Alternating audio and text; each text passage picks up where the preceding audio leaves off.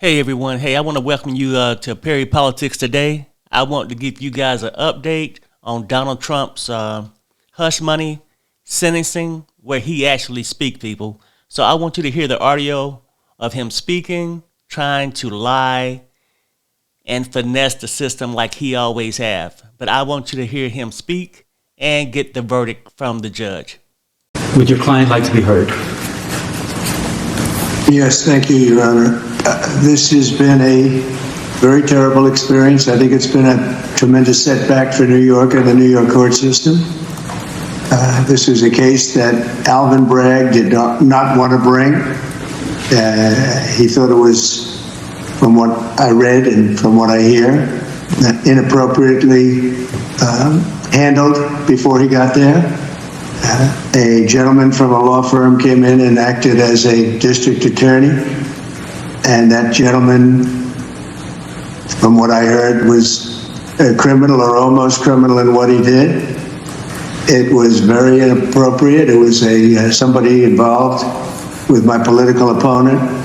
Part of the records that we're talking about, they're saying, I just noticed where he said I was falsifying business records.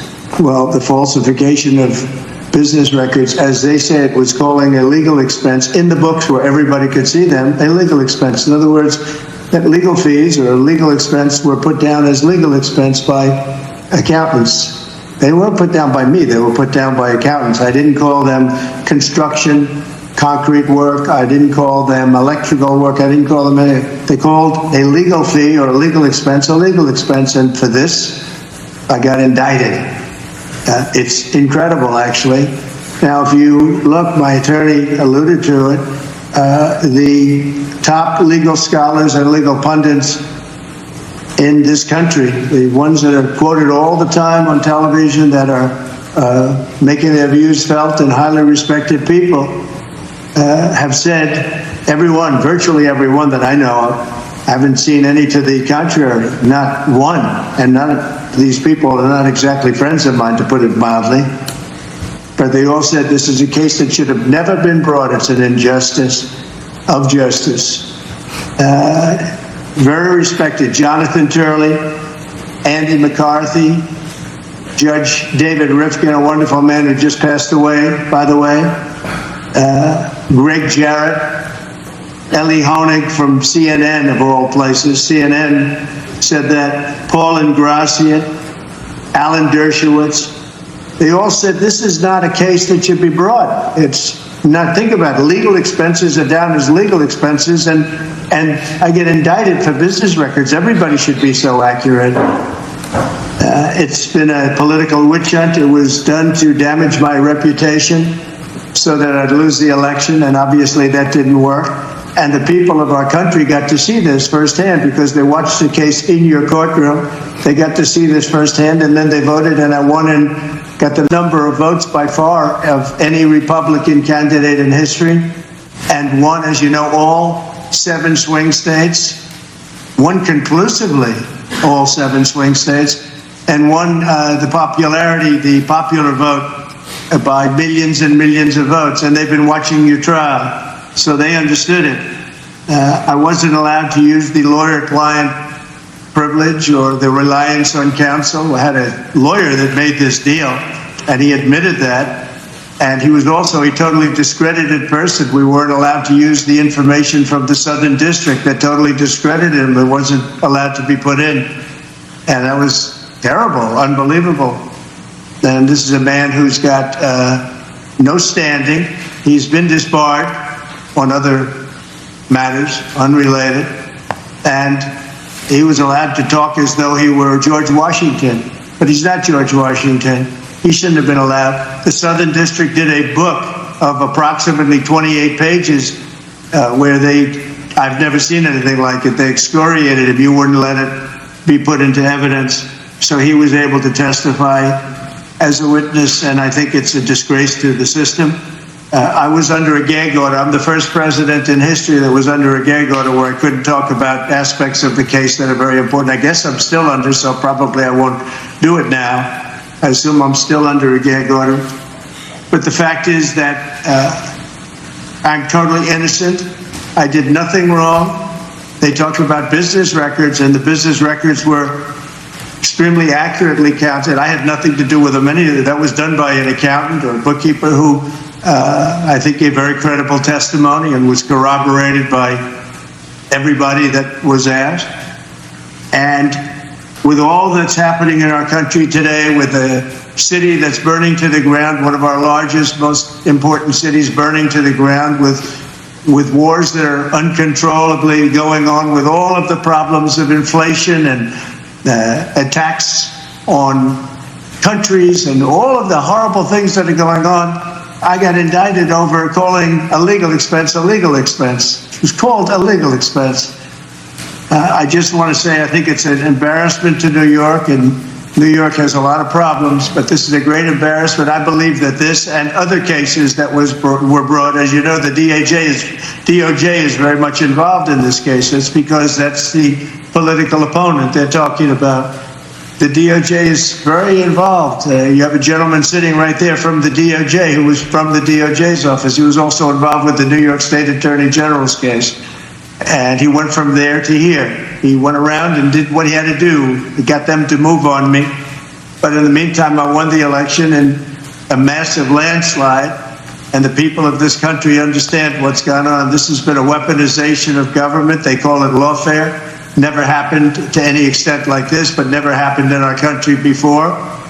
And I'd just like to explain that I was treated very, very unfairly.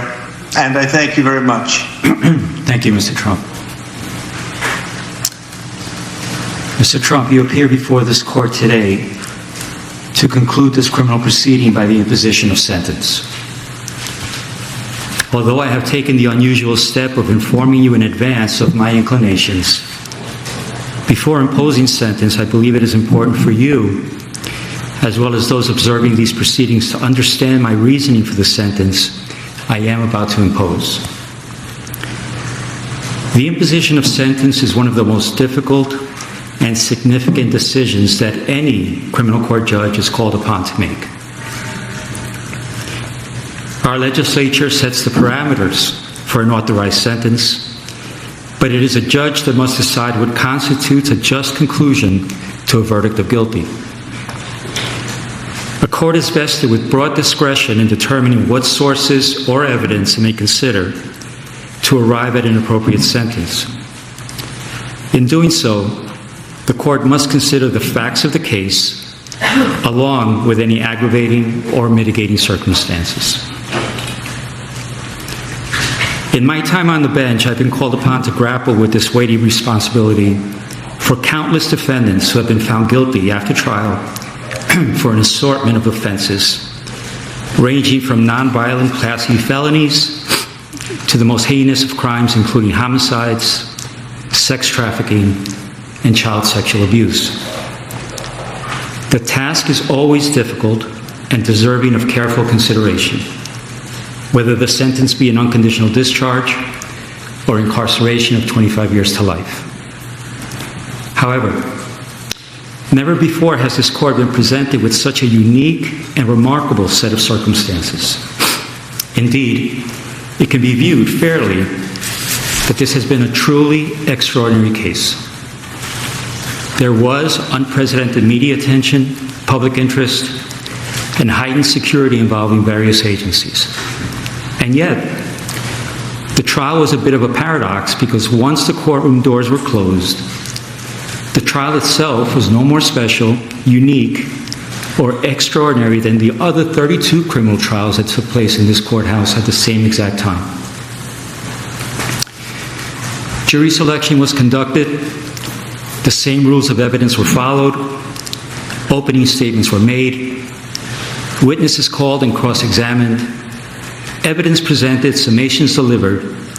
The same burden of proof was applied, and a jury made up of ordinary citizens delivered a verdict. And it was all conducted pursuant to the rules of procedure and guided by the law. Of course, part of what made it feel somewhat ordinary was the outstanding work, preparation, and professionalism of the clerks, court officers, court reporters, security personnel, and the entire staff of this building who did their jobs as they would with any other criminal trial. So while one can argue that the trial itself was in many respects somewhat ordinary, the same cannot be said about the circumstances surrounding this sentencing. And that is because of the office you once occupied and which you will soon occupy again. To be sure, it is the legal protections afforded to the office of the President of the United States that are extraordinary, not the occupant of the office. The legal protections, especially within the context of a criminal prosecution, afforded to the office of the President have been laid out by our founders, the Constitution, and most recently interpreted by the United States Supreme Court in the matter of Trump versus the United States, which was decided on July 1st, 2024.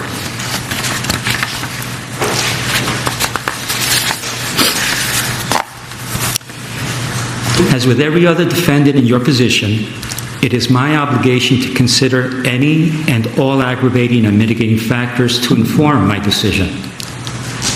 Some of those aggravating factors have already been articulated in my Sandoval ruling at the start of this trial and by my recent written decisions on December 16th and January 3rd. Thus, they need not be repeated at this time. However, the considerable, indeed, extraordinary legal protections afforded by the office of the Chief Executive is a factor that overrides all others. To be clear, the protections afforded the office of the President are not a mitigating factor. They do not reduce the seriousness of the crime or justify its commission in any way. The protections are, however, a legal mandate which, pursuant to the rule of law, this court must respect and follow. However, despite the extraordinary breadth of those protections, one power they do not provide is the power to erase a jury verdict. It is clear from legal precedent, which until July 1st was scarce, that Donald Trump, the ordinary citizen, Donald Trump, the criminal defendant, would not be entitled to such considerable protections. I'm referring to protections that extend well beyond those afforded the average defendant who winds their way through the criminal justice system each day. No, ordinary citizens do not receive those legal protections. It is the office of the President that bestows those far-reaching protections to the office holder. And it was the citizenry of this nation that recently decided that you should once again receive the benefits of those protections, which include, among other things, the Supremacy Clause and presidential immunity. It is through that lens and that reality that this court must determine a lawful sentence. After careful analysis, in obedience to governing mandates, and pursuant to the rule of law, this court has determined that the only lawful sentence that permits entry of a judgment of conviction without encroaching upon the highest office in the land is an unconditional discharge, which the New York State Legislature has determined is a lawful and permissible sentence for the crime of falsifying business records in the first degree. Therefore, at this time, I impose that sentence to cover all 34 counts. Sir, I wish you Godspeed as you assume your second term in office. Thank you. So we have it, people. Now, Trump want to cry, oh, that's a setback and all this crap, like, you know, because he's finally being charged with something. And it's just ridiculous. It's a setback to America. Now, this rich man has gotten away with this shit over and over and over again. He walking away with an unconditional discharge, which is, for most people who don't know, it's a rare ruling. And it means Trump will not face any jail time, prison time, probation, condition, fines, or no penalties, people. Basically, he would have to the only penalty he got is just to be known as a felon. That's what he got. I want you guys to let me know what you guys think in the comments. You know our justice system is messed up, but first time in ever we got a president that's a convicted felon. Let me know what you guys think in the comments, and I'll talk to you guys soon. Bye.